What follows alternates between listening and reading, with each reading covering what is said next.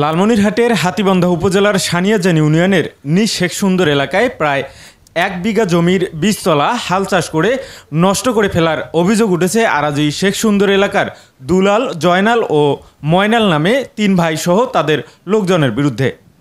নিজ শেখ সুন্দর এলাকার বাসিন্দা হাবিল মিয়া নামে এক ব্যক্তির অভিযোগ, তিস্তা নদীর চরে জমি নিয়ে বিরোধের জের ধরে বুধবার সকালে তার বীজতলা হাল চাষ করে নষ্ট করে দেয় দুলাল, জয়নাল ও ময়নাল সহ তাদের লোকজন।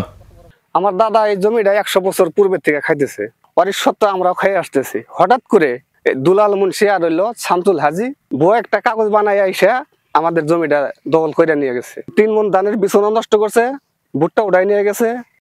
জমিটা আমরা মোটামুটি 80-90 বছর থেকে খাই।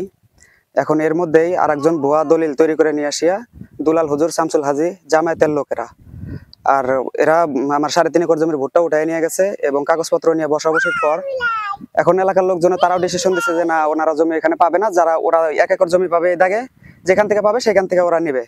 কিন্তু ওটা ওরা না নিয়ে আমার এখান থেকে জমিটা দাবি করতেছে এবং আমি এই যে জমির মধ্যে বেতন ফেলাইছিলাম, আমার 3 মণ ধানের বেতনের গাজা নষ্ট করছে ওরা আর কি। আমার জমিটা এই 170-80 বছর ধরে খাইতেছি। এই জমিটা এই এতদিনে মনে করেন যে দুলাল হুজুর আর শামসুল হাজি এই দুজনে জামাতে হইয়া কাগজ বানাই নিয়ে এই জমিটা বেদখল দিয়ে দিচ্ছে। 3-4 একরের জায়গা, 5 একর জায়গা ভুট্টা তুলে নিয়ে গেছে। আবার যে বেতন ফেলেছে 3 মণ ধানের, এই বেতনটাও তারা নষ্ট কালকে আলবাইয়ে থেকে গেছে। তবে হাবিল মিয়ার ওইসব অভিযোগ মিথ্যা দাবি করেন দুলাল হোসেন।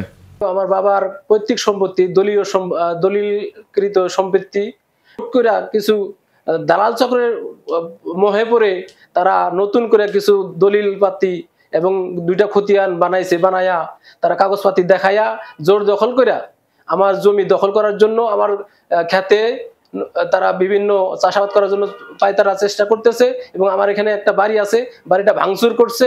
এ ঘটনায় উভয় পক্ষে স্থানীয় থানায় পাল্টাপাল্টি অভিযোগ দায়ের করেছেন। হাতীবান্ধা থানা পুলিশ জানান, অভিযোগের আলোকে তদন্ত করে আইনি ব্যবস্থা নেওয়া হবে। এল নিউজ অনলাইন, লালমনিরহাট।